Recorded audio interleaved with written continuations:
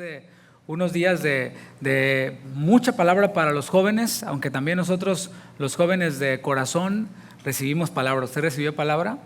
Estuvimos siendo desafiados a este reto de vivir en santidad porque el Señor volverá. Y si creemos que Él vuelve, pues hemos de esperarle activamente, orando, trabajando para su reino, y le doy gracias a Dios por lo que hizo y nuevamente que nos permite estar aquí predicando la palabra de Dios. Vamos a ella, le invito a que vaya a la epístola a los Filipenses, capítulo 3, vamos a continuar con esta serie, Filipenses, Vivir es Cristo, y el título de la enseñanza del día de hoy es Enemigo de la cruz o ciudadano de los cielos, y es el tema número 10, como dije, de esta serie, Filipenses, Vivir es Cristo. Vamos a leer Filipenses 3 del 17 hasta el 21, toda esa porción la vamos a leer. Si ya la tiene, diga, ya lo tengo. Bueno, vamos allí. Dice así la palabra de Dios: Hermanos, sed imitadores de mí y mirad a los que así se conducen según el ejemplo que tenéis en nosotros. Porque por ahí andan muchos, de los cuales os dije muchas veces y aún ahora lo digo llorando, que son enemigos de la cruz de Cristo, el fin de los cuales será perdición, cuyo Dios es el vientre y cuya gloria es su vergüenza, que solo piensan en lo terrenal. Mas nuestra ciudadanía está en los cielos, de donde también esperamos al Salvador, al Señor Jesucristo, el cual transformará el cuerpo de la humillación nuestra para que sea semejante al cuerpo de la gloria suya, por el poder con el cual puede también sujetar a sí mismo todas las cosas. Pues vamos a estar explicando toda esta porción que leímos. Si usted no entendió algo, vamos a irnos deteniendo versículo a versículo, explicando y aplicándolo también a nuestras vidas. Déjeme iniciar diciendo que todos tenemos alguna persona a la que admiramos. Si yo preguntara aquí, todos levantaríamos la mano. Todos tenemos a alguien a quien nosotros admiramos. De hecho, en la actualidad se han vuelto populares personas a las que se les llama influencers. ¿Cuántos han oído de eso? Influencers. ¿Qué es un influencer? Para ti que no sabes. Un influencer es una persona que destaca en una red social u otro canal de comunicación y expresa opiniones sobre un tema concreto, que ejercen una gran influencia sobre muchas personas que la conocen, especialmente cuando influye en los hábitos de consumo de sus seguidores. Para cada materia, para cada rubro, existe una persona icónica o una persona de influencia. Por ejemplo, aquellos que son aficionados del fútbol, soccer, díganme por favor, alguna persona de influencia en el soccer. A ver, que se oiga. Messi, ¿quién más? El que dijo, ¿quién más? Ronaldo y Pelé para los que, Neymar, Pelé para los que somos más así como de los 80, ¿verdad? En el básquetbol, ¿qué podemos decir en el básquetbol? ¿Alguna figura icónica? ¿Alguna? Jordan. ¿Quién? Primero dijeron todos al mismo tiempo y luego ya. A ver. Michael Jordan, Magic Johnson, Kobe Bryant. Iba a decir Magic Jordan o Michael Johnson, ¿verdad? Así de experto soy para el básquetbol. Por ejemplo, en la música tenemos muchos que pudiéramos decir. Si nos vamos por la música clásica, tenemos a Beethoven, tenemos a Elvis, tenemos a Michael Jackson. Hablando en general de la música, no estoy diciendo que su música sea digna de escucharse, simplemente estoy diciendo figuras que son icónicas dentro de ese rubro que es la música. En los negocios, ¿qué podemos decir en los negocios? Hay personas que son de influencia y tenemos a Elon Musk, tenemos a Bill Gates, Steve Jobs y así muchas otras personas más.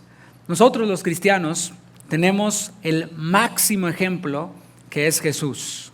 Como Él queremos ser, Él es nuestro ejemplo, es a Él a quien nosotros queremos seguir. Se supone, si somos cristianos, Cristo Jesús es nuestro máximo ejemplo. Sin embargo, hay personas a las que podemos admirar en nuestra vida cristiana. O sea, Jesús es nuestro máximo ejemplo, pero hay personas a las que podemos admirar en nuestra vida cristiana. Personas que son de inspiración para nosotros, que sus vidas, que sus testimonios nos inspiran a nosotros a vivir la vida cristiana, a imitar a Jesús. Ahora, así como hay personas dignas de imitar, también hay personas dignas de evitar por su mal ejemplo. En esta misma epístola, al principio de la epístola, en el capítulo 1, versículos 15 al 16, el apóstol Pablo mencionó algunos, de los cuales no da nombres, por cierto, solamente dice, hay algunos, los cuales predicaban a Cristo, hacían algo bueno. Predicar a Cristo, pues es de hecho lo que el Señor mismo, el mismo Señor Jesús nos mandó a que hiciéramos, a que predicáramos el Evangelio. Esas personas predicaban a Cristo, pero lo hacían por envidia y por contienda. Lo hacían con malas intenciones. Y aunque a fin de cuentas, dijo Pablo, Cristo está siendo predicado, no es recomendable seguir ejemplos así. O sea, el mismo apóstol Pablo nos enseñó en esta epístola a aprobar lo mejor. Dijo al principio de la epístola, a fin de que aprobéis lo mejor. Eso es discernimiento. No todo el que hace lo bueno, solo porque hace lo bueno, es digno de imitar. Debemos de aprobar lo mejor. Y eso tiene que ver con las intenciones con las que la persona hace lo que hace. Puede haber alguien que sirve en la iglesia, por ejemplo, pero lo hace con malas intenciones. Lo hace con murmuraciones, con contiendas, sembrando discordia, criticando, metiéndose en donde no le importa. En vez de hacer lo que le toca hacer, se queda descuidado lo que tiene que hacer y está metiendo su cuchara en otras cosas que nada que ver. Bueno, estos son solo algunos de los ejemplos de cómo se puede hacer algo bueno, pero con intenciones malas y de la manera incorrecta. Y no es recomendable seguir a personas así, no es recomendable imitar a personas así. Pablo también mencionó a otros más adelante, a los que les llamó un poquito más fuerte. A estos les llamó perros, les llamó malos obreros, les llamó mutiladores del cuerpo. Estas personas, de las que acabo de mencionar y que mencionó Pablo, trataban de ser influencers entre la comunidad de creyentes. Todavía existen, ¿no? Personas que quieren ser influencers dentro de la comunidad de cristianos y se abren su canal de YouTube y publican videos, inician poniendo imágenes de algún predicador con una máxima abajo, y ya que ganan seguidores, ya que engordan su canal o su página en internet o en redes sociales, abren su canal y entonces empiezan ellos a ponerse como los defensores de la sana doctrina, como que ellos son dignos de imitar, aunque no haya iglesia local que les respalde, aunque no haya iglesia local que avale su testimonio, de dónde salieron, de dónde vienen. Solamente ellos lo saben y uno que otro por allí que puede que le conozca. Bueno, así habían algunas personas las cuales se dedicaban a tratar de ganarse la admiración de los hermanos en Filipos a través de una falsa imagen piadosa, a través de una falsa imagen exitosa. Hoy vivimos en tiempos en donde pues se habla mucho de éxito, ¿no? Y el éxito es relativo y depende pues quién lo perciba, ¿no? La gente común, la gente del mundo va a decirte que una persona exitosa es aquella que tiene, no sé, varias casas, que tiene muchos autos, que tiene mucho dinero en el banco, etcétera, que tiene muchas inversiones. Un Elon Musk, para que me entiendas, es una persona exitosa para la gente del mundo. Pero para nosotros los cristianos hay otros estándares en cuanto a éxito. Para los hermanos en Filipos, ellos se dejaban llevar por otros estándares no tan terrenales, no tan efímeros, sino se dejaban llevar por la falsa piedad que estos personajes aparentaban. Ellos mostraban un éxito religioso.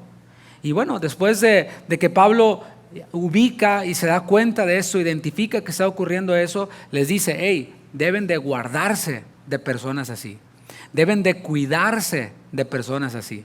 Algunos piensan que venir a la iglesia es nos vamos a tomar de la mano todos y vamos a cantar We are the world, ¿verdad? Así todo bien bonito, ay, nos vamos a abrazar todos, pero vemos al apóstol Pablo advirtiéndole a la iglesia en Filipos, guárdense de esos perros. Órale, está fuerte, ¿no? O sea, no lo digo yo, yo a lo mejor lo hubiera dicho más, de otra manera más amable, pero así está allí. Cuídense de esos malos obreros, cuídense de esos mutiladores del cuerpo, porque nosotros somos la circuncisión. Así les hablaba Pablo a los filipenses, así nos habla la Biblia a nosotros. Ahora, cuando hablamos de cuidarnos, cuando hablamos de guardarnos, hay algo muy importante, porque normalmente viene a nuestra mente, cuando pensamos en guardarnos, en cuidarnos, viene a nuestra mente andar así, como sospechando de todos, ¿no? Pero la palabra guardarse, cuidarse en la Escritura significa estar asido, estar agarrado. Eso es guardarse.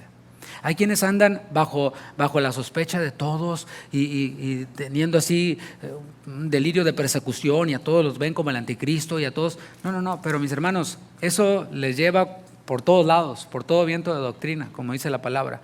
Guardarse es estar agarrado, estar asido de Cristo. ¿Tú te comportas así? Bueno, felicidades, pero yo estoy asido, estoy agarrado a la palabra porque eso es lo que yo voy a seguir. Y eso es guardarse, agarrándonos de Cristo, escogiendo lo mejor por encima de lo bueno. Es bueno parecer piadoso, es bueno hacer por aquí, por allá, es bueno, pero es mejor Cristo, agarrarse de Cristo, agarrarse de su palabra y vivir a Cristo, que es lo que nos está enseñando Pablo aquí. En el capítulo anterior, capítulo 2, Pablo mencionó dos ejemplos dignos de imitar. Habló de Timoteo, ¿te acuerdas? Y habló de Epafrodito. Pablo les dice a los filipenses, miren, personas como ellas son dignas de imitar. Es más, no solo los imiten, valórenlos. Hay personas, mis hermanos, entre la comunidad de creyentes que se deben de valorar. No estoy diciendo que valgan más, porque todos valemos la sangre de Cristo. Todos tenemos el mismo valor delante de Dios. Pero como la iglesia es el cuerpo de Cristo, hay miembros dentro del cuerpo de Cristo que son, le llama Pablo, más honrosos que otros. Para que me entiendan mejor, hay miembros de nuestro cuerpo los cuales queremos mostrar, ¿sí? O sea, o no tenemos ningún problema con mostrar nuestras manos, nuestro cuello, qué sé yo, ¿no? Pero hay otros miembros del cuerpo que no son tan honrosos, ¿verdad? Y tratamos de cubrirlos, sobre todo las hermanas, es recomendable, ¿no? Que cubran esas partes del cuerpo que están reservadas para tu esposo, ¿sí? Bueno, no es conferencia de matrimonios, pero pues ya que andamos por ahí, ¿no? La mujer, nosotros no somos de que, ay, que vista de falda larga, no. Vista con pudor, vista con modestia, vista para glorificar a Dios, vista para que su cuerpo no sea lo que resalte, sino que sea la piedad en usted. Y apóyese en su esposo, un esposo piadoso, por supuesto, porque hay esposos que, bueno. Por cierto, no era conferencia de matrimonios, ¿no? Estaba hablando del cuerpo, el cuerpo de Cristo. Hay algunos miembros que son honrosos, otros no son tan honrosos, se cubren, se cuidan, y hay miembros del cuerpo que deben de valorarse. ¿Por qué? Porque no hay muchos como ellos. Pablo mismo dijo, no tengo a ninguno como Timoteo, que se preocupa por todos ustedes. Todos buscan lo suyo propio y no lo que es de Cristo Jesús. Tómala, ahí va otra pedrada de Pablo que les da a los filipenses, ¿no? O sea, aquí no, a los filipenses. También Pablo, además de poner a Timoteo y a Epafrodito como ejemplo, se pone él mismo como ejemplo. Y aquí lo vuelve a hacer. Veamos Filipenses 3, versículo 17. Filipenses 3, 17. Dice, hermanos, o sea, está hablándole a cristianos. Y sí, la Biblia tiene un mensaje para los no creyentes. O sea, es para todos, la palabra de Dios. Para los no creyentes, su mensaje es arrepiéntete. Ese es el mensaje para los no creyentes. Pero hay mucha otra enseñanza que es exclusiva para creyentes, para hermanos. Y aquí es lo que les dice Pablo a los hermanos, sed imitadores de mí. Wow, es una frase corta, pero mis hermanos, piénsalo, no cualquiera puede decir esto. ¿Tú pudieras decir esto? Sean imitadores de mí. Órale. Y no estoy diciéndolo solo en la iglesia. ¿Qué tal en la casa? Sean imitadores de mí, hijos.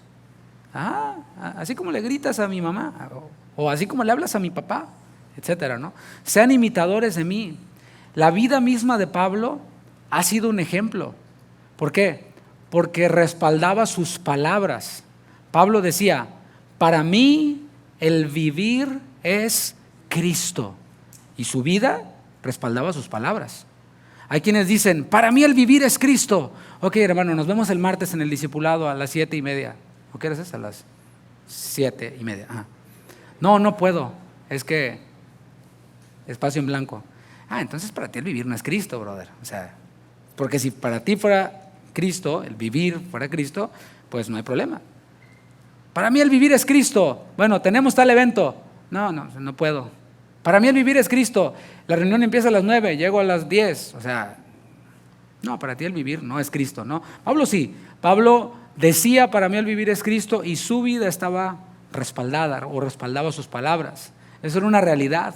Una y otra vez Pablo estuvo a punto de morir. Si para mí el vivir es Cristo y Cristo dice hasta aquí llegaste haciendo mi obra, es ganancia, decía Pablo. Y una y otra vez estuvo a punto de morir. En ese mismo momento se encontraba detenido, se encontraba ante una muy probable sentencia de muerte. Pablo era completamente opuesto a esos influencers, esos wannabe influencers, los que buscaban la admiración de los filipenses. Mientras que ellos aparentaban perfección, o sea, venían esos influencers y decían, véanme a mí, yo soy el ícono de la santidad, yo tengo la sana doctrina, etcétera, ¿no? Bueno, mientras que ellos aparentaban perfección, Pablo era un ejemplo de humildad. ¿Por qué? Porque él reconocía que no era perfecto. ¿Te fijas el contraste? Véanos nosotros somos la sana doctrina, etcétera. Pablo decía, no que lo haya alcanzado ya, ni que sea perfecto. No, yo no soy perfecto. Él reconocía que todavía iba en camino a la meta. Él decía, yo no he llegado todavía a la meta. No estoy como para relajarme, no estoy como para tomar un break. No, voy en camino a la meta. No es que ya llegué, voy en camino. Y espero ver el día en que termine mi carrera en el cumplimiento del propósito de Dios. Eso es lo que esperaba Pablo y es lo que deberíamos de esperar nosotros, porque está diciendo, imítenme a mí. Espero ver el día en el que termine mi carrera. Porque ¿sabes algo, mi hermano, mi hermana? Tú y yo vamos a terminar la carrera. Si somos hijos de Dios, si eres hijo de Dios, vas a terminar la carrera. La pregunta es, ¿cómo quieres terminarla? La otra pregunta, ¿cómo vas en tu carrera? Está fuerte la pregunta, ¿no? ¿Cómo voy? O sea, si terminara ahorita mi carrera, ¿cómo qué calificación sacaría? ¿O en qué lugar andaría llegando? En mi vivir es Cristo. Pablo podía decir con seguridad, imítenme a mí. ¿Por qué? Porque yo imito a Cristo. Eso lo dijo también a los Corintios, en 1 Corintios 11, versículo 1. Les dijo, sed imitadores de mí, así como yo de Cristo. O sea, no es que yo soy lo máximo, no, yo imito a Cristo. Por eso les puedo decir a ustedes, imítenme a mí. Un padre que imita a Cristo puede decirle a sus hijos, imítenme a mí, porque yo imito a Cristo. Una madre que imita a Cristo puede decirle a sus hijos, imítenme a mí, porque yo imito a Cristo. Y así pudiera seguir con más ejemplos. Un miembro del grupo de alabanza, un ujier, un maestro de niños de la escuela, de la iglesia infantil, pudiera decir, imítenme a mí porque yo imito a Cristo. Pablo no se consideraba como el único ejemplo digno de imitar, y eso es algo importante. Porque hay quienes dicen, imítenme a mí porque yo imito a Cristo, pero nadie más imita a Cristo sino solo yo. No, Pablo incluía a otros. Continuemos leyendo el versículo 17, de ahí de Filipenses capítulo 3, la segunda parte dice, y mirad a los que así se conducen según el ejemplo que tenéis en nosotros. O sea, imítenme a mí, pero también consideren a los que se conducen según el ejemplo nuestro.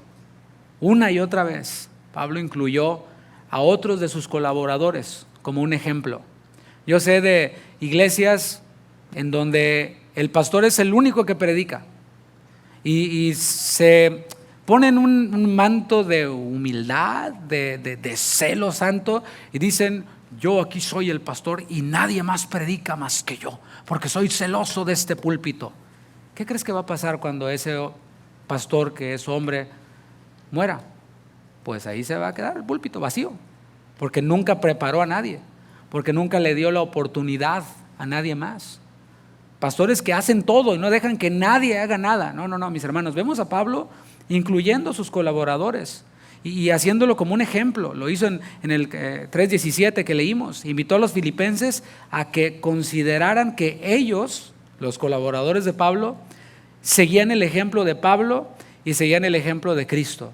Tenemos el ejemplo de Cristo, tenemos el ejemplo de Pablo, tenemos el ejemplo de Timoteo, de Epafrodito y de toda una gran nube de testigos, como dice el autor de la epístola a los Hebreos. Y esa es una prueba de que sí se puede ser maduro espiritualmente. Yo aquí no estoy hablando de cosas inalcanzables, sería una pérdida de tiempo. Yo no soy un vendedor de humo, ¿me explico? Hay quienes se dedican a eso, a vender humo. Es que tú necesitas tener el éxito. Y la misma persona dice, ¿pero qué es el éxito? Pues no sé, pero lo necesito y lo que Él diga lo necesito. No. Eso es vender humo. Yo no estoy aquí vendiendo humo. Estoy ofreciendo lo que dice la palabra y es una realidad. Sí se puede vivir a Cristo. ¿Se acuerda que hace unas semanas mencioné de alguien que decía, bueno, ese era Cristo, eso era Pablo, pero yo no? Decía, entonces, ¿sabes qué, brother? Estás leyendo historietas. No, sí se puede ser maduro espiritualmente. Sí se puede vivir a Cristo. Y aquí podemos hacer una pausa y una aplicación y decir que deberíamos de tomar como ejemplo a personas maduras en la fe. Piénsalo, sí los hay, mis hermanos. Sí hay personas maduras en la fe aquí alrededor de nosotros. Y para eso es necesario que usemos el discernimiento. Acuérdate que discernimiento es aprobar lo mejor, guardarse es asirse de la palabra, y no nomás porque me cae bien el compadre, porque me invita a comer y chistes. No nomás eso. O sea, no estoy diciendo que seamos todos lúgubres, ¿no? También los que me conocen saben que pues la pasamos bien, ¿no? Pero asirnos de la palabra y usar el discernimiento y decir, ¿acaso esta persona está imitando a Cristo? O sea, un filtro bien sencillo, ¿no? ¿Alguna vez le he oído hablar algo espiritual a esta persona? ¿O todo lo que habla es el fútbol, el tráfico, que el clima, etcétera, cosas terrenales? Pero la pasamos bien chido, la pasamos bien agradable, ¿no? Es un buen filtro que podemos nosotros tomar, ¿no? Y luego, si habla de Dios, ¿qué habla de Dios? ¿Es de los que les gusta nada más crear controversias? ¿Traer temas para discutir? ¿O trata de demostrar que sabe demasiado? ¿O se esfuerza por mostrar una apariencia de que es perfecto y de que ya llegó a la meta y de que todos los demás son unos? Una vez dijo un brother, no, este es un lechoncito, dijo así. No, yo soy maduro, los otros todavía andan con lechita, yo ando sobre el bistec, ¿no? Bueno, ahí podemos ir usando el discernimiento para que podamos nosotros tomar como ejemplo a personas así, no a personas que aparentan humildad, sino las realmente humildes, no las que aparentan perfección o las que murmuran de otras para enaltecerse a sí mismas. Eso ocurre muchísimo. O sea, el adulterio es así algo escandaloso. Y lo es, ¿no? Y muchas iglesias no dudan en apedrear al adúltero, pero al chismoso, al calumniador, al murmurador, lo ponen como presidente de la asociación de quién sabe qué, ¿no? Es también un pecado. Bueno, si vamos a Corintios, a 1 Corintios 6, dice, no sabéis que los adúlteros, ni los afeminados, ni etcétera, ni los que maldicen, los maldicientes, o sea, los murmuradores, los chismosos, para que me entienda, los bochincheros para los de allá del Caribe, no heredarán el reino de Dios. O sea, pero el tema es de que le damos como más valor a nuestra conveniencia a ciertas cosas, y eso ocurre muchísimo. Personas que se dedican a murmurar. La semana pasada el pastor Chuy Olivares predicaba en Guadalajara este tema acerca de la murmuración. Y bueno, le invito a que lo escuche y lo reescuche y tome notas y se lo grabe en su corazón. Utilizar más bien el ejemplo o tomar como ejemplo personas que reconocen que les falta mucho en su conocimiento de Cristo, pero que están avanzando hacia la meta. No dicen, me falta mucho. No. Sí me falta mucho, pero estoy haciendo algo al respecto. Estoy avanzando hacia la meta. Y sobre todo, no solo tomemos ejemplos de personas, sobre todo, seamos nosotros mismos ejemplo a otros. Lo que esperamos nosotros, seámoslo nosotros. ¿Me explico? Si tienes la expectativa de alguien de que sea de una manera espiritual, madura, etcétera, bueno, preocupémonos por nosotros mismos ser ejemplo y que podamos decir así, imítenme a mí, porque yo imito a Cristo. Amén. Se quedaron muy pensándose, loading, aparecía así, ¿no? Esta epístola, la epístola a los Filipenses, es conocida como la epístola del gozo. Hablemos de gozo un poquito. Y hemos aprendido que el gozo de los creyentes sí tiene que ver con las circunstancias. Hemos aprendido o quizás desaprendido esta máxima que a veces decimos, que no estoy diciendo que sea una herejía, simplemente digo que a veces no la hemos analizado, ¿no? Lo que decimos, esta máxima es, el gozo del cristiano no depende de las circunstancias. Suena bien, y no es herejía, repito, Pero al leer la carta de manera objetiva nos damos cuenta de que el gozo de los creyentes sí tiene que ver con las circunstancias. Decía Pablo, si Epafrodito hubiera muerto porque se enfermó, me hubiera añadido a mí tristeza sobre tristeza. O sea, ¿me explico? Esa circunstancia hubiera afectado el gozo de Pablo. Él decía, si ustedes imitan a Cristo, si ustedes se comportan como es digno, van a completar mi gozo, porque van a sentir una misma cosa. Entonces sí depende de las circunstancias. Así como cualquier persona, nuestro gozo está influido por las circunstancias. Pero, las circunstancias que afectan el gozo del cristiano no son las mismas circunstancias que afectan el gozo de un incrédulo. Ahí es en donde está la diferencia. El gozo de un incrédulo se ve afectado por circunstancias muy distintas a el de un cristiano. Sigamos leyendo otra de las circunstancias que afectaban el gozo de Pablo. Dice el versículo 18, porque por ahí andan muchos, de los cuales os dije muchas veces, y aún ahora lo digo llorando. Subraya eso, la epístola del gozo. Y Pablo, quien les dijo a los cristianos en Filipos, regocijaos en el Señor, y esta máxima que tenemos a veces, el gozo del creyente no depende de las circunstancias. Pues aquí está Pablo llorando, ¿sí? ¿Por qué? Dice, porque andan muchos por allí que son enemigos de la cruz de Cristo. Versículo 19, el fin de los cuales será perdición, cuyo Dios es el vientre y cuya gloria es su vergüenza, que solo piensan en lo terrenal. En contraste con los buenos ejemplos que mencionó Pablo, Timoteo, Epafrodito, otros buenos cristianos de los cuales no nos da nombres, habían también muchos, subraya eso, habían muchos enemigos de la cruz de Cristo. De ellos Pablo ya había advertido muchas veces. El capítulo 3 de esta epístola a los Filipenses inicia diciendo Pablo, a mí no me es molesto repetirles las mismas cosas y para ustedes es seguro.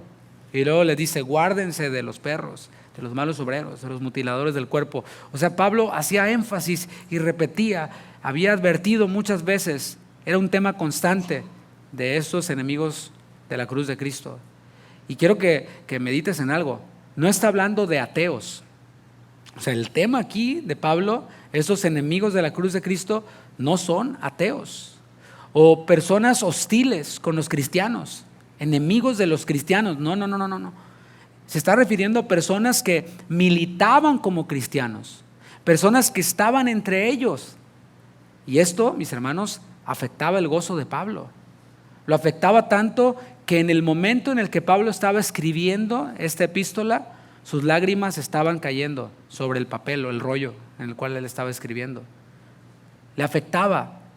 Y aquí vemos a un Pablo expresando sus emociones. Y bueno, voy a tomarme unos instantes para hablar acerca de las emociones en esta enseñanza, pero le adelanto, le anticipo, próximamente vamos a iniciar una nueva serie que tiene que ver con nuestros cultos, con nuestras reuniones, cómo debe ser un culto bíblico, qué elementos deben de haber, y los vamos a poner en práctica. Esta es la serie que viene próximamente a los viernes. Pero voy a hablar un poquito acerca de las emociones, porque siempre han existido cristianos que son, digamos, más conservadores en su liturgia. ¿Sí se entiende la palabra liturgia? Liturgia es el desarrollo del culto. O sea, empezamos, por ejemplo, con un salmo, con una oración, luego cantamos cantos rápidos, luego cantos lentos, luego los anuncios, luego la predicación, luego la administración. Todo eso, todo ese orden del culto es una liturgia, se le llama liturgia. Y hay algunos que son pues, más conservadores en su liturgia. Pero últimamente esto se ha distorsionado tanto al grado de demonizar las emociones. O sea, ya las emociones para algunos cristianos que quieren, a lo mejor de buena intención, ser de sana doctrina o ser como más, no sé, ordenados, han llegado al grado de demonizar las emociones. O sea, si está el culto y estamos todos orando y alguien ora en voz alta, muchos dicen, está fuera de orden, está endemoniado, van más allá algunos, ¿no? Si alguien está en la adoración y está cantando, amor sublime, amor perfecto, ¿sí? ¿A poco no te llegan esas palabras? Claro, si estás pensando en los frijoles que dejaste en la casa, pues, ¿no? O si estás pensando en el partido de los Astros o qué sé yo, no, o sea, ya que acabe esto, ¿no? Pero si realmente estás, como dice la palabra, cantando con el entendimiento y estás meditando en el amor de Dios, ese amor sublime, el cual yo no merecía. Yo lo que merecía era la ira de Dios a causa de mi pecado, pero por su gran amor, Él me amó siendo un pecador. De vez en cuando sale una lagrimita por allí, ¿no? Bueno, hay para quienes, si lloras en la adoración, eres un emocionalista, te están manipulando. Es más, hay por ahí un predicador que hasta se mete con la música y dice, la música tiene que ser en un compás de 3/4 o de 4/4, se le especifica porque dice que si metes un compás de 3/4, tun, tan, tan, tun, tan, tan, ya estás como que provocando y manipulando a la gente para que se mezca así poquitito como tipo vals, ¿no? Y eso es del diablo, dice este predicador, ¿no? La adoración colectiva, mis hermanos, es un reflejo de lo que ocurre en la intimidad con Dios. Dice el salmista, de mañana me presentaré a ti y esperaré. O sea, eso lo dice un cristiano, eso lo dice un creyente en Dios, ¿no? Y un cristiano, por supuesto. Alguien que tiene tiempos de intimidad con Dios, tiene tiempos de adoración con Dios a solas, cuando llega al momento del culto, a la adoración colectiva, pues simplemente nada como pez en el agua, ni hay que hacer muchas invitaciones. Sería muy raro que alguien en la intimidad derrame su corazón delante de Dios, derrame lágrimas, levante su voz, si tiene el don de lenguas, hable en lenguas, que levante un clamor delante de Dios. Sería muy raro que cuando llegue al culto público esté inmóvil así, ¿o no? O sea, no estoy hablando nada que necesites un doctorado en teología para entender, o sea, es sentido común. Si eres una persona que se derrama en clamor delante de Dios, en la intimidad, en la soledad, pues cuando llega el culto público, vas, sin problema. Ahora, para responder a esta tendencia, yo simplemente haría una invitación a los que piensan así, de que no debes de llorar porque eres un emocionalista, de que debe ser todo en orden, etcétera, de que debe ser todo así como si fuera funeral. Bueno, yo para responder a esta tendencia haría una invitación para que leyeran el libro de los Salmos, quienes piensan así. Incluso si hubiera alguien aquí que piensa así de esa manera, pues lea el libro de los Salmos, son 150, empiézale de una vez, lee el libro de los Salmos y vas a ver cómo el salmista o los salmistas hacen un énfasis en las emociones. Es más, la tarea es esta, lee el libro de los Salmos y subraya cada vez que el salmista expresa sus emociones. Cuando llegas al Salmo 42 y leas que dice el salmista, fueron mis lágrimas mi pan de día y de noche, mientras me dicen todos, ¿dónde está tu Dios? Ahí están las emociones. Y bueno, igual le quieres decir, no seas emocionalista, manipulado, ¿no? Bueno. A Pablo no le daba vergüenza escribir a los filipenses que en ese momento estaba llorando. Para los que dicen, no, es que yo soy bien macho, por eso yo no lloro, pastor. Yo soy del norte, Juan. Bueno, a Pablo no le daba vergüenza decir que estaba llorando en ese momento. No le daba vergüenza decir que sus emociones eran movidas hasta las lágrimas. ¿Por qué? Porque habían enemigos de la cruz de Cristo y porque sabía cuál era el destino de estos enemigos de la cruz de Cristo si ellos no se arrepentían. ¿Sí lo ves? Versículo 19, hablando de los enemigos de la cruz de Cristo, dice, el fin de los cuales será perdición. Y aquí podemos ver el corazón de Pablo. Estamos ante personas que están entre los creyentes, pero que son enemigos de la cruz de Cristo. Y el fin de ellos, si no se arrepienten, va a ser perdición. Y Pablo, en lugar de que le dé gusto, en lugar de que le dé gozo y diga, qué bueno que se pierdan por ser enemigos de la cruz de Cristo, en vez de eso, llora por el destino de estas personas. Y la palabra de Dios nos enseña esto, mis hermanos. Dice Proverbios 24:17, cuando cayere tu enemigo, no te regocijes. Y cuando tropezare, no se alegre tu corazón. No sea que Jehová lo mire y le desagrade y aparte de sobre él su enojo. No te entremetas con los malignos ni tengas envidia de los impíos. Estamos viendo el corazón de Pablo ante la condenación, la destrucción inminente de enemigos de la cruz de Cristo. Pablo llora. Lamentablemente hay creyentes que parece que disfrutan cuando ven que otro cristiano está desviado de su carrera. Hacen sus videos y se ven felices. Hay quienes hasta escriben libros y dicen: los que creen así están blasfemando contra el Espíritu Santo y no tienen perdón de Dios, y parece que se alegran de eso y la gente les aplaude. Sí. Bueno, Pablo no. Más bien nosotros deberíamos de llorar. Es lo que dice la palabra. Cuando está aquel hombre en 1 Corintios que estaba conviviendo con la mujer de su padre, con su madrastra, dice la palabra que los corintios no hicieron nada. Estaban muy ocupados haciendo quién sabe qué, pero no hicieron nada. No quisieron, pues quisieron evitar la pena, quisieron evitar la fatiga, qué sé yo, no hicieron nada. Y Pablo dijo: más bien debieron de haberse lamentado por el comportamiento de esa persona. Más bien debieron de haber llorado por el testimonio y el comportamiento de esta persona. ¿Qué hacemos a veces nosotros cuando alguien apostata de la fe? Decimos: es que es un réprobo, estaba predestinado para la condenación. Y nos captamos de eso y parece como que disfrutamos. Más bien deberíamos de lamentar y de llorar, así como Pablo. Ya hemos visto lo que esa circunstancia producía en Pablo. Ahora vamos a conocer a los enemigos de la cruz y vamos a conocer algunas de sus características. Pablo les llama enemigos. En el original es la palabra ectros y es alguien contrario, ¿sí? O sea, tú dices blanco y él dice, sí están despiertos, ¿verdad? Alguien que se opone. Un sinónimo de esta palabra es adversario. O sea, no es solamente alguien que te lleva a la contraria, sino alguien que impide que hagas, que lleves a cabo lo que estás haciendo. Estos personajes de los que está hablando Pablo no se oponen a Cristo mismo. Prestemos atención a eso. O sea, no tienen un problema con Cristo. Y bueno, hasta la gente del mundo reconoce que Jesús existió. Hay algunos hasta políticos que dicen: no, yo me identifico con la ideología del Señor Jesucristo. Pues muchos no tienen problema con eso. Incluso si tú buscas en Google las personas más influyentes de la historia, allí va a aparecer Jesucristo entre ellos. Algunos reconocen como valiosas algunas de sus enseñanzas. No tendrían problema incluso en recibir algún beneficio de Jesús. Pero recordemos que no estamos hablando de inconversos, sino de aquellos que se cuentan entre los cristianos, aquellos que militan en las filas de los cristianos.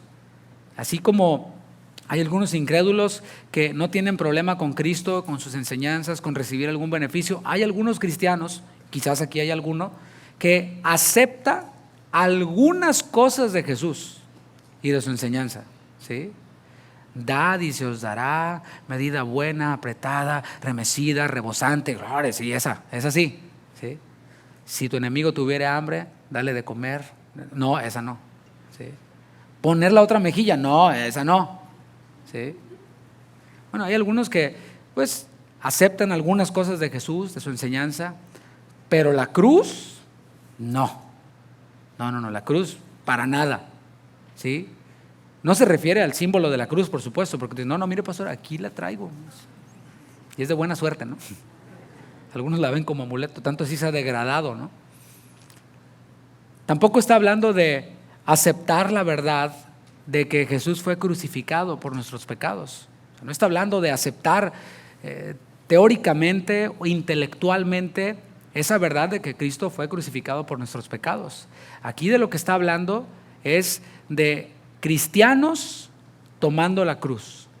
Acepto sus enseñanzas, acepto sus bendiciones, las recibo, las abrazo, las atesoro, pero también acepto esa enseñanza de tomar la cruz. Lucas 14:27 dice: y el que no lleva su cruz y viene en pos de mí, no puede ser mi discípulo. Eso lo dijo Jesús. Entonces, de eso está hablando. Pensemos por un momento en la cruz, mis hermanos. La cruz implica varias cosas. Voy a destacar 4 por lo menos. La cruz de Cristo implica humillación. Diga humillación. Es completamente contracultural, ¿no? O sea, estamos en una cultura en donde humillarme yo, por favor. Pero la cruz de Cristo implica humillación. El Rey de Reyes y Señor de Señores, por quien fueron hechas todas las cosas, colgó de un madero. Y dice la Escritura, maldito el que fuera colgado de un madero. El que no conoció pecado, se hizo pecado por nosotros. Se hizo maldición por nosotros. Se humilló. Llevar la cruz para nosotros, entonces, ¿qué representa? Representa una vida de humildad. En el capítulo 2 habló de ese concepto. Eso es llevar la cruz, O sea, llevar la cruz no es, estoy teniendo muchos problemas, estoy llevando mi cruz. No. Llevar la cruz es humillación, es humillarme. Eso es llevar la cruz. Es un ejemplo tan práctico como este. Es a ese que te cae gordo en la iglesia, saludarlo, humillarte y saludarlo. No decir, pues que me salude ella. Me salió medio salvadoreño, hondureño, centroamericano. Que me salude ella si quiere. Bueno, es humildad, no es todo lo opuesto a eso. Es voy a ir y lo voy a saludar y le voy a dar un abrazo. Yo a veces veo, hermanos, y bueno, esto es aquí entre nos, ¿verdad? Yo veo cómo se evaden algunos. Yo sé que la risa es de nervios, yo sé. Pero primero estábamos levantando las manos.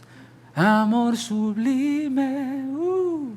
Se termina el culto y la ves y sacas la vuelta. Yo lo veo. Pero la cruz de Cristo, llevar la cruz de Cristo implica humillación.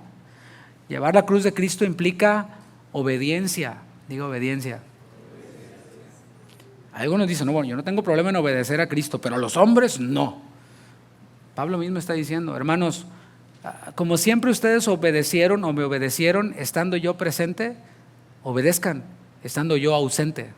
O sea, obedecer implica obedecer a Dios, pero Dios dice en su palabra y delega autoridad a algunos para que nosotros les obedezcamos. ¿No dice la palabra? Dice que obedezcamos a nuestros pastores, que nos sujetemos a ellos. Eso es llevar la cruz también. ¿Cómo vamos? Llevar la cruz de Cristo implica obedecer la voluntad del Padre. Pudiera dar muchos ejemplos y no sé cómo ando de tiempo, pero en el matrimonio, por ejemplo, diseño original de Dios del matrimonio. Dejará el hombre a su padre y a su madre. Dejará el hombre a su padre y a su madre y se unirá a su mujer y serán una sola carne. No, pues yo me voy a vivir con mis papás. Bueno, ¿qué estás haciendo con la voluntad explícita del Padre? Le estás desobedeciendo. Pero tomar la cruz implica obediencia.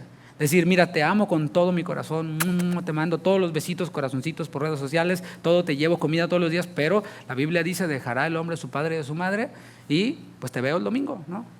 O por FaceTime, si quieres te llamo. Eso es solo un ejemplo, pero pudiera dar muchos más. La cruz de Cristo implica muerte. Diga muerte. Llevar la cruz para nosotros representa morir a nosotros mismos.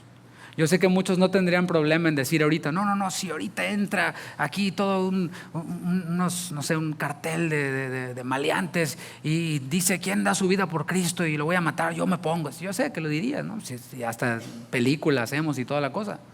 Pero estamos hablando de morir cada día a nosotros mismos. O sea, otro ejemplo bien simple, ¿no? ¿Qué vamos a comer saliendo de aquí? Ya se empezaron a codear los esposos, ¿no? No, vamos a comer chicharrones porque mis chicharrones truenan. Pero me caen mal, Jani. Pues a ver cómo le haces, ¿no? Es morir a nosotros mismos y pues pudiera haber muchos ejemplos entre nosotros mismos, entre la iglesia, ¿no? O sea, este es mi lugar y de aquí, mira, tiene mi firma, tiene mi shape ahí, ya, o sea, ¿me explico? Nadie me lo toque, nadie me lo agarre. Y el que se atreva, ¿no? Es morir a mí mismo. La cruz de Cristo implica amor. Llevar la cruz para nosotros representa amar a los demás. Y no nada más decir, no, pues si yo los amo a todos, besitos, ¿sí? No. Amar a los demás implica lo que dijo Jesús. Como me amo a mí mismo, yo me procuro, yo me prefiero. Es parte de la naturaleza, ¿no? Y hablando en la reunión, ¿cómo amo a mis hermanos? pues la Biblia dice, ¿no? Saludaos unos a otros. No, pastor, yo me voy, yo tengo muchas cosas que hacer. Bueno, no, no es no a mí, es no a lo que dice la palabra. Es no amar a mis hermanos, ¿me explico? Y eso por poner solo un ejemplo de muchos que pudiera dar. Y eso es lo que no le gusta a la carne. Todo lo que yo dije ahorita en cuanto a llevar la cruz, yo sé que a varios se les revolvieron las tripas. Yo sé que para varios dejé de ser su predicador favorito. Antes me caía bien el pastor, ahora me cae bien gordo. Qué legalista, qué exagerado, qué religioso, etcétera, etcétera, etcétera, ¿no? Pero bueno, eso es lo que implica la cruz. Y si estoy equivocado, bueno, venga y demuéstramelo, no hay ningún problema. Pero eso implica la cruz, implica humillación, obediencia, muerte, amor y muchas cosas más. Y a la carne no le agrada eso. ¿Qué es lo que le agrada a la carne? Lograr mis sueños. Eso es lo que le agrada a la carne. Amarme a mí mismo, eso le agrada. Tengo que amarme y aceptarme a mí mismo como soy, etcétera. Y bueno, estamos en el mes del orgullo, allá en el mundo. A la carne le agrada descubrir el campeón que hay en mí. ¿Sí? Eso le agrada a la carne. Y lugares en donde se proclama esto, en donde la cruz de Cristo se anula, se diluye, desaparece y sale la bola de campeones. Bueno, lugares así se abarrotan. Por eso dice Pablo, andan muchos. Y ahora lo digo llorando. Una de las características de los enemigos de la cruz de Cristo es que su Dios, con D minúscula, dice el texto, su Dios es el vientre. Entonces, a ver, explíqueme eso, con mucho gusto. Bueno, según Jesús, en Marcos 7:19, el vientre es el lugar a donde van los alimentos. Allí se depositan los alimentos, en el vientre. Pero aquí y en otros textos es usado el vientre de forma negativa. Describe a una persona que vive para el placer. Piénsalo. Somos personas y vivimos en una cultura que está sobreestimulada. Sobreestimulada. Y lamentablemente los niños, mis hermanos, es todavía peor. Niños de meses que todavía no saben hablar, todavía no saben comer por sí mismos, pero le saben mover a la tablet, a los dispositivos electrónicos. Y no es una gracia. No es, ay, mira, no. Todo esto estimula el cerebro. Y aquí tenemos entre nosotros a personas expertas que saben lo que ocurre, toda la dopamina, las endorfinas, todo lo que ocurre en el cerebro cuando es estimulado de alguna manera, a través de comida, a través de cosas visuales, a través del tacto, a través de los sentidos. Y vivimos en una generación y en un tiempo, en un mundo sobreestimulado. Vivimos para el placer, para que me entiendas. Aquí podemos ver entonces a personas que son gobernadas por sus placeres. No estoy diciendo que esté mal sentir bien en algunas cosas, ¿no? Probar un alimento que sea delicioso, no sé, experimentar cosas que son placenteras. No estoy diciendo que eso esté mal. Aquí de lo que estamos hablando es que eso sea lo que nos gobierna, que vivo para darme placer. Por eso dice que su Dios, con D minúscula, es el vientre. A un Dios, ellos lo entendían, los filipenses, todos los paganos lo entendían. A un Dios se le sirve, a un Dios se le obedece. También lo mencionó en los Romanos, la epístola a los Romanos. Romanos 16, 17 dice, mas os ruego, hermanos, que os fijéis en los que causan divisiones y tropiezos en contra de la doctrina que vosotros habéis aprendido, y que os apartéis de ellos, porque tales personas no sirven a nuestro Señor Jesucristo, sino a sus propios vientres. Y con suaves palabras y lisonjas engañan los corazones de los ingenuos. La palabra servir está relacionada con la esclavitud. Así que al decir su Dios es el vientre, está hablándonos de alguien que no puede evitar vivir para el placer, ¿sí? O sea por ejemplo con alimentos, porque está hablando del vientre. No es que no puedo, o sea, me lo pones enfrente y no puedo evitar comérmelo. Es mi debilidad. Y lo vemos como una gracia, ¿no? Ay, sí. ¿Me explico? Pero de eso está hablando, entre muchas otras cosas más. Otra de las características que cita Pablo en Filipenses 3:18, además de que su Dios es el vientre, dice que solo piensan en lo terrenal. Y aquí tiene que ver con los intereses de estas personas. Sus intereses son principal y únicamente terrenales. Recuerda, son personas que están entre los creyentes, pero que solo piensan en cosas terrenales. Y a lo mejor tú dices, no, yo no soy así. Bueno, mira, vamos a ponerlo bien práctico. Aquello que le interesa a alguien es a lo que le da prioridad. ¿Sí está claro el concepto? O sea, aquello a lo que le das prioridad es a lo que realmente te interesa. Para algunos cristianos, por ejemplo, es inconcebible llegar tarde a su trabajo. ¿Por qué? Porque es importante, porque le interesa, porque es prioridad. Faltar al trabajo, no way, José. Faltar menos, ¿no? Llegar tarde, menos. Otros cristianos hacen filas para entrar a ver una película al cine y aguantan la película sin dormirse 2 horas. Hacen filas y pagan el boleto y pagan las palomitas y pagan todo lo que va para el vientre, ¿no? ¿Sí?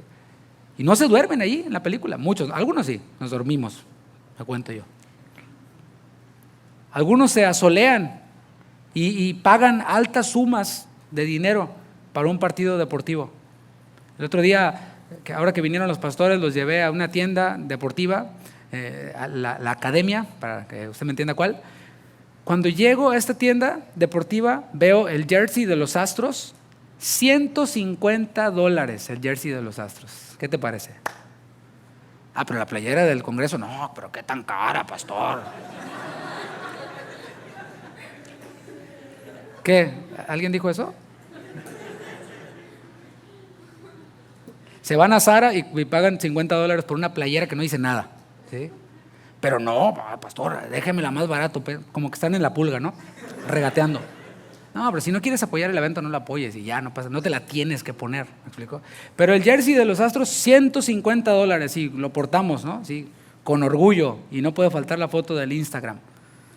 Para algunos cristianos, pues esto es su vida, ¿no? El partido, los juegos, etcétera. Pero ¿qué tal para la iglesia? Ahí sí, pues podemos llegar tarde, no hay problema. Hay que llegue temprano el pastor, ¿no? Para algunos es demasiado conectarse a un discipulado los martes. Ya, pastor, oiga, domingo, miércoles, viernes y todavía martes, pues ya, deme chance también. ¿Está bien? Para algunos eso es demasiado. Pero cuando les ofrecen overtime, después de 8 horas, ¿qué tal? ¡Chichín! Los ojitos no es así como de signo de dólares. No, y otra, y ni modo, vieja, no me esperes, porque overtime, lo ven como bendición, lo toman sin pensarlo. Bueno, allí se ven las prioridades. Dije que aquello a lo que nosotros le prestamos interés, esa es nuestra prioridad. Bueno, así están las prioridades de algunos cristianos. Bueno, así estaban las prioridades de algunos cristianos en Filipos. Aquí no, yo sé que no. Este tipo de personas siempre van a estar hablando de cosas terrenales. Dice la palabra que de la abundancia del corazón habla la boca. El buen hombre del buen tesoro de su corazón saca lo bueno. ¿Cuál es su pensamiento en su corazón? Tal es él, ¿sí? O sea, está el argumento pues, muy, muy grande ahí en la escritura, ¿no? La pregunta es, ¿de qué estamos hablando todo el tiempo? ¿Cómo sé cuáles son mis intereses? ¿Cómo sé cuáles son mis prioridades? ¿De qué estás hablando todo el tiempo? Conozco personas que nada más las veo y ya sé en qué están pensando, en el trabajo. Y cuando empiezo a hablar con ellas, trabajo. Y se duermen pensando en el trabajo, ¿sí? Bueno, esa es su prioridad para muchos. ¿De qué hablamos todo el tiempo? Es la pregunta. ¿De qué habla mi boca todo el tiempo? El salmista decía, bendeciré a Jehová en todo tiempo, el trabajo estará de continuo en mi boca. Algunos lo leen así. La otra característica de los enemigos de la cruz de Cristo, que Pablo nos da aquí, era, primero, que su Dios es el vientre, viven para el placer, que solo piensan en lo terrenal, y dice después que su gloria es su vergüenza. En otra versión dice, están orgullosos de lo que debería darles vergüenza. Y mira, pudiéramos estar tentados aquí a hablar de las cosas de las que la gente del mundo se enorgullece, estando en junio, el mes del orgullo. O sea, yo pudiera tentarme aquí a hablar de esas cosas que enorgullecen a la gente del mundo. Pero acuérdate que estamos hablando de cristianos, de gente que milita como cristiana. Y sí, hay creyentes que están tan cauterizados en su conciencia o tienen tan bajo el volumen del Espíritu en su vida que se enorgullecen de aquello que debería de darles vergüenza. Por ejemplo, conocí a una persona que se jactaba, así, no estoy exagerando, se jactaba de que les había dicho, así dijo él, lo voy a decir, no sé qué significa, pero así decía, yo le dije sus 3 frescas a ese pastor. ¿Quién sabe qué sea las 3 frescas? ¿Quién sabe qué es eso? ¿Un refresco? No sé. De las 3 iglesias donde salía, los 3 les dije sus cosas. ¿Sí? Se jactaba de eso. Más bien debería darle vergüenza eso. O personas que se enorgullecen de que sus hijos terminaron una carrera, una maestría, un doctorado, pero están apartados de Dios, no se congregan, no les importa a Dios para nada. Esa gloria debería de darles vergüenza. O personas que se jactan de los años que llevan como cristianos. Es que yo tengo 40 años, yo fundé quién sabe cuál iglesia, etcétera, etcétera. Del conocimiento teológico que tienen, de los libros que han leído, pero cuando ve sus vidas no se ve más que inconstancia, inmadurez. Todavía batallan con cosas que batallan los nuevos cristianos. Esa gloria debería de darles vergüenza. Mejor ni digas, bro, que eras quién sabe qué, ni digas mejor. ¿Sí? Tu gloria es tu vergüenza. Enemigos de la cruz de Cristo les llamó Pablo a aquellos que menosprecian conocer a Cristo. Acuérdate, de esto habló. Dijo Pablo, mi meta es conocer a Cristo. ¿Es esa tu meta, mi hermano? Los enemigos son aquellos que menosprecian conocer a Cristo. Su meta no es conocer a Cristo, aunque lo digan, aunque lo canten, pero sus vidas demuestran que realmente no es así. Los enemigos de la cruz de Cristo son aquellos que menosprecian experimentar el poder de la resurrección de Cristo en sus vidas, sufrir por Cristo, morir por Cristo si es necesario. Esos son los enemigos de la cruz de Cristo, los que menosprecian todo eso. Ahora, toda persona que menosprecia algo, por otro lado, abraza otro algo, abraza otra cosa. Menosprecio conocer a Cristo, menosprecio experimentar el poder de su resurrección, menosprecio sufrir por Él, sí, menosprecio morir por Él, sí, pero ¿qué abrazo? ¿Qué abraza el enemigo de la cruz de Cristo? ¿De qué es amigo el enemigo de la cruz de Cristo? La respuesta es del mundo. Ahora, lo primero que viene a nuestra mente cuando oímos la palabra mundanalidad o mundano, yo sé que viene a ti Bad Bunny, Peso Pluma y toda esta cultura decadente que hay en los medios de comunicación, ¿sí? Una persona que anda en borracheras, que anda en adulterio, que se mete cocaína, se inyecta heroína y de todo, fentanilo y todo, cosas escandalosas. Es lo primero que viene a nuestra mente cuando escuchamos esa palabra mundano. Sin embargo, el término abarca mucho más, mucho más. Incluye todo aquello que pasa. Todo lo que pasa es mundano.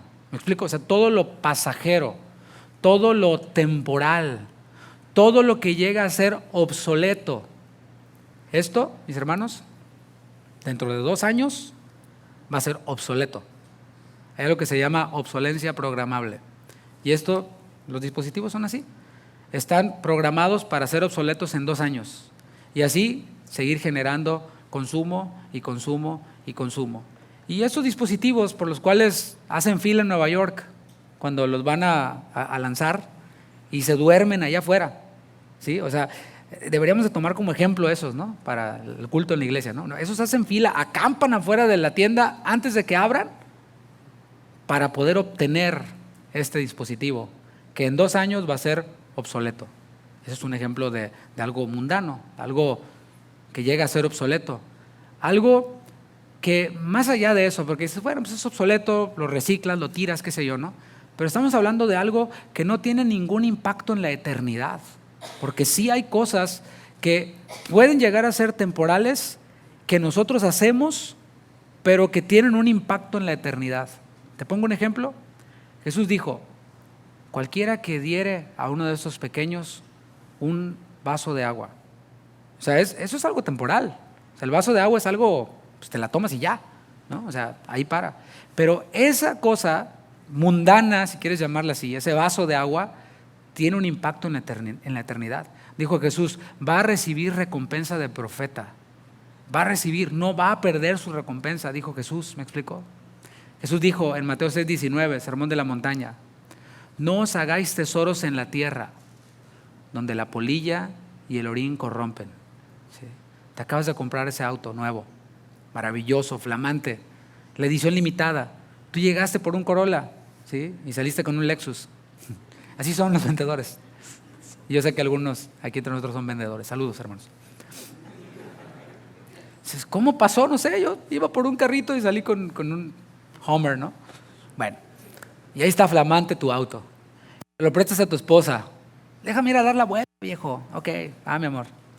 Entonces va a tu esposa y le deja la marca de auto de dama, que es el rin así, todo rayado. Los cromados, los rines cromados, así, todo rayado. Y rasgas tus vestiduras. Jesús dijo, no se hagan tesoros en la tierra, porque los rines cromados se rayan, se raspan. O si no, viene la chinita en el súper, ¿no? Que le da con el carrito, ¡pah! ¿No? Nada contra los chinitos tampoco, ¿no? Pero no sé por qué siempre son chinitos, ¿no? ¿Quién sabe? Pero le da con el carrito, ¿no? O le da con la puerta. ¡Pum! Oh, sorry, te dice, ¿no?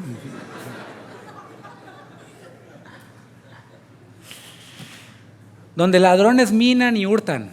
¿Sí? Ahí estaba tu troca anoche y ya no amaneció. ¿Sí?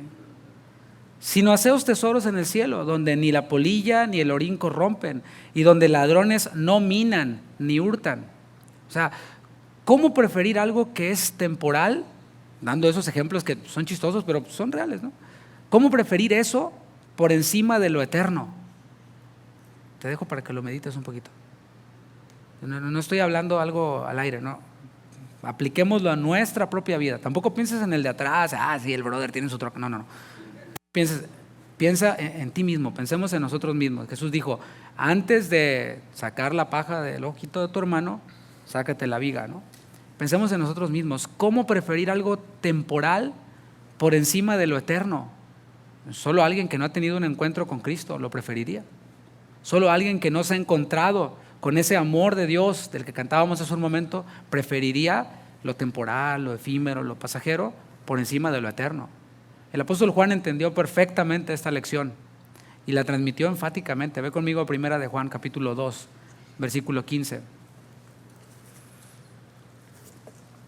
1 de Juan, capítulo 2, versículo 15. Fíjate cómo lo transmitió el apóstol Juan.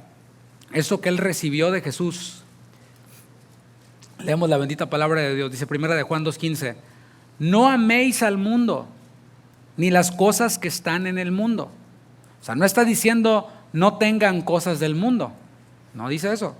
Dice no las amen. No amen las cosas del mundo. Si alguno ama al mundo, eso es lo que dijo Juan, el amor del Padre no está en él.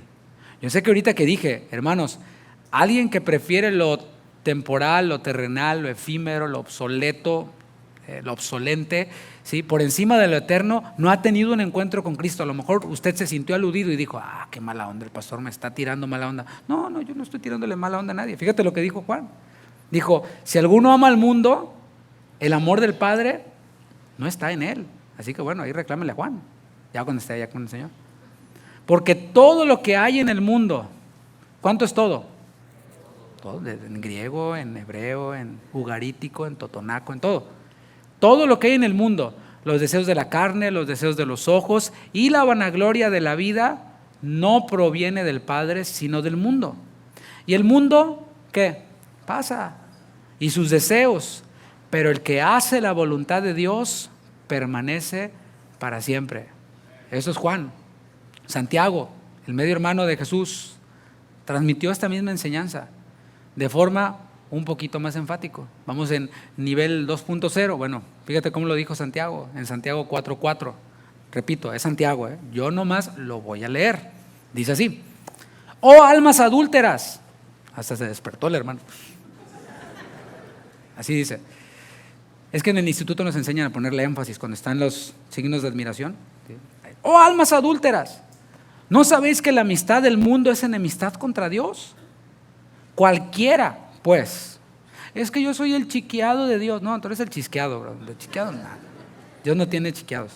Cualquiera, pues, que quiera ser amigo del mundo, se constituye enemigo de Dios. ¿De qué son amigos los enemigos de la cruz? Del mundo. Este otro sentir o esta mentalidad mundana puede afectar a cualquiera, mis hermanos. O sea, yo no estoy hablando de otros, no, estamos entre nosotros. Puede afectarme a mí, puede afectarte a ti, puede afectar a cualquier cristiano.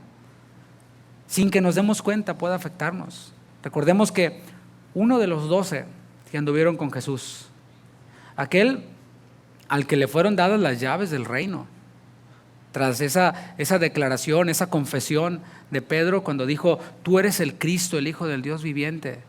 Otros dicen que eres un profeta, que eres Elías, pero tú eres el Cristo. Y Jesús le dijo: tú eres Pedro, y sobre esta roca edificaré mi iglesia. Sobre esa declaración. Y te serán dadas las llaves del cielo.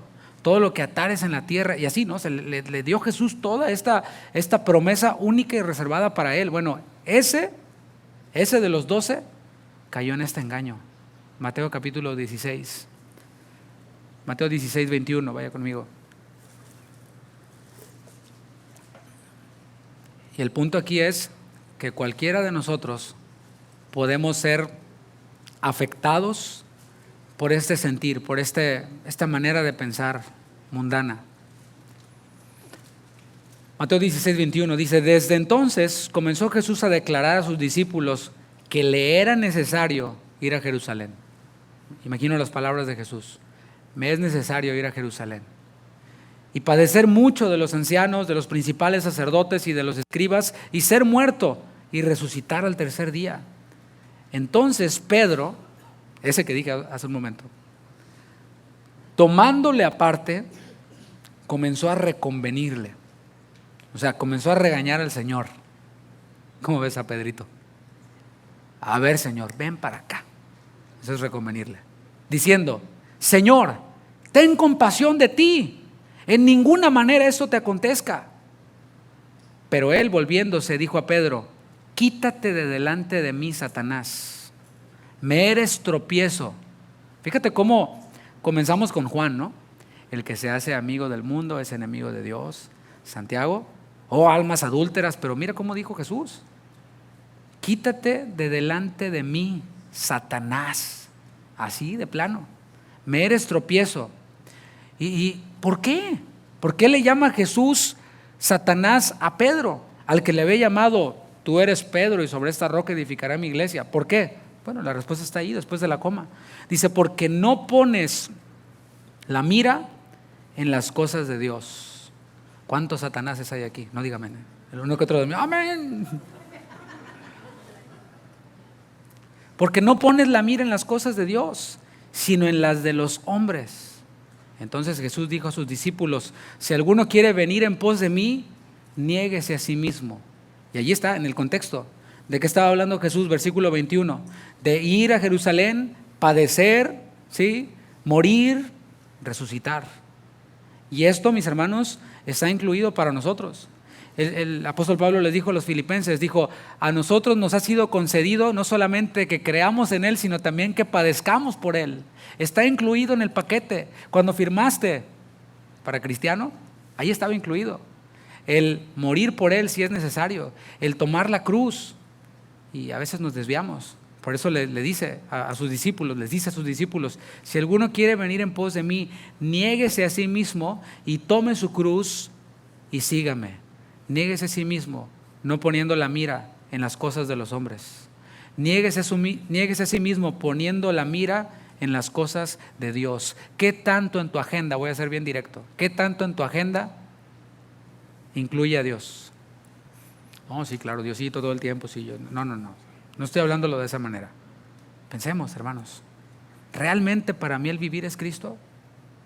¿Qué tanto lo ocupa en mi agenda? ¿Qué tanto ocupa Dios, Jesús, las cosas de Dios, las actividades que tienen que ver con Dios en mi agenda? Las personas que son ejemplo a mi vida, ¿qué tanto ocupan en mi agenda?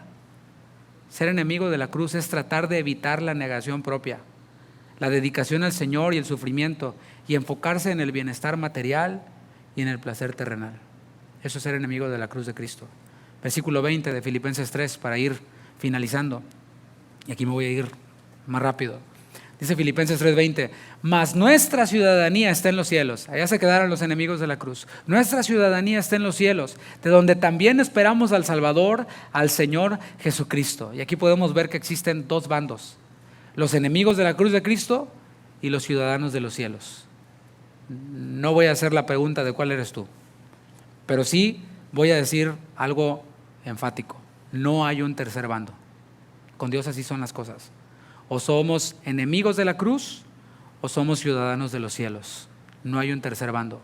Ya hemos visto las características de los enemigos de la cruz. Ahora veamos el contraste, veamos lo opuesto, y va a ser breve. Habla de una ciudadanía celestial.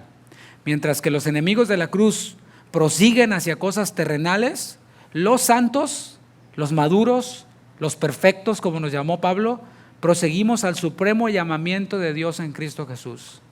Pablo menciona, como dije, una ciudadanía, y piensa en los filipenses. Ellos lo entendían perfectamente.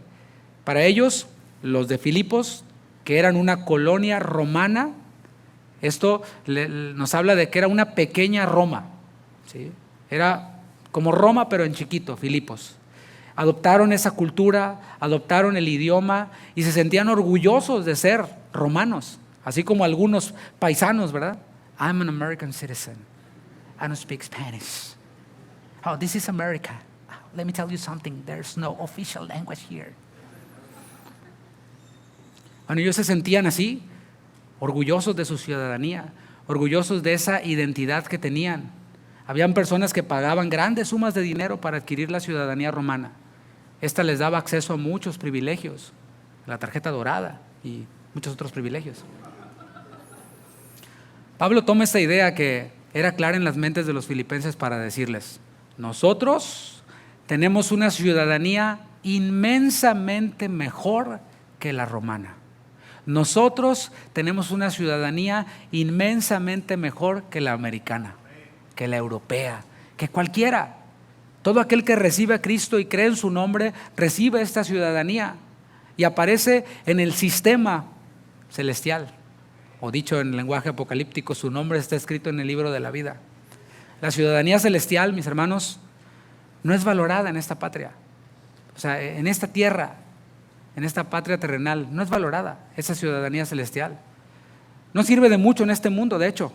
Más bien genera malestar en los ciudadanos de esta tierra, los cuales son xenofóbicos, o sea, le tienen odio a los que son ciudadanos de los cielos y los persiguen y se burlan de ellos. Allá en los cielos, si tú eres hijo de Dios, está registrado tu nombre, está registrado mi nombre, si hemos creído en Cristo. En los cielos está la ciudadanía que nosotros tenemos, está la ciudad santa, la nueva Jerusalén, que habla Apocalipsis 21, del 1 al 4. De los cielos vendrá nuestro Salvador, el cual ascendió hace más de 2000 años, como dice Hechos 1:9.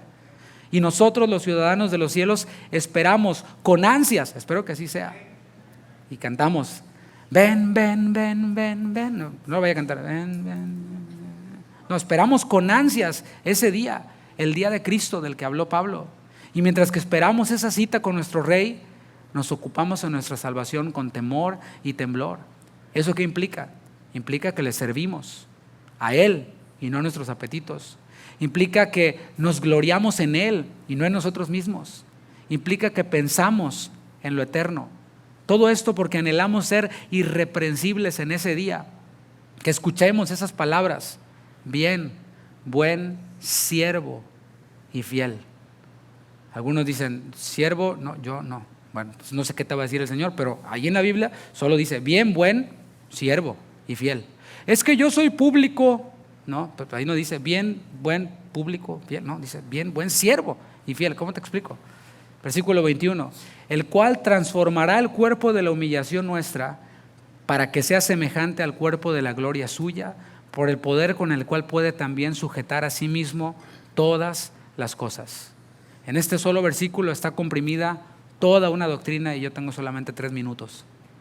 Y es bueno que tengamos claro que describe el cuerpo como un cuerpo de humillación. Este cuerpo que tú dices, no, tengo un cuerpazo, bueno, la Biblia le llama un cuerpo de humillación. ¿Por qué? Porque aunque esté así 90, 60, 90, o esté así como fisicoculturista, es un cuerpo frágil, nos enfermamos, por más fuertes que nos sintamos. No, le iba a platicar lo que me pasó esta semana, pero mejor no le platico. Este cuerpo que tenemos es mortal, envejecemos, las canas lo demuestran, nos desgastamos, nos cansamos, ya no es lo mismo que antes.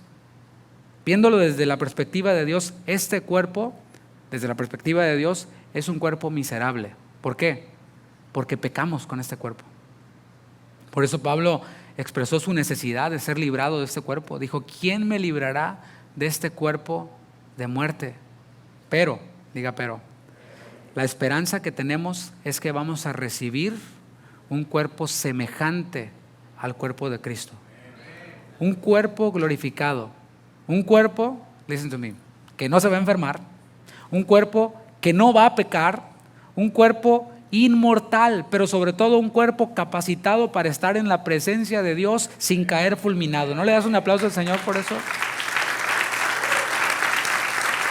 Gracias, Señor. Y ahí en su presencia le adoraremos y le serviremos. Es lo que dice la palabra en Apocalipsis 22. Dice que sus siervos les servirán. Eso es lo que haremos. Por si te preguntabas, ¿y qué vamos a hacer en el cielo? Sus siervos le adorarán y le servirán. Ah, sí, qué chiste. Bueno, síguele con tus cosas mundanas, brother. Y Pablo asocia todo esto con el poder con el cual puede también sujetar a sí mismo todas las cosas. Para nosotros, todo.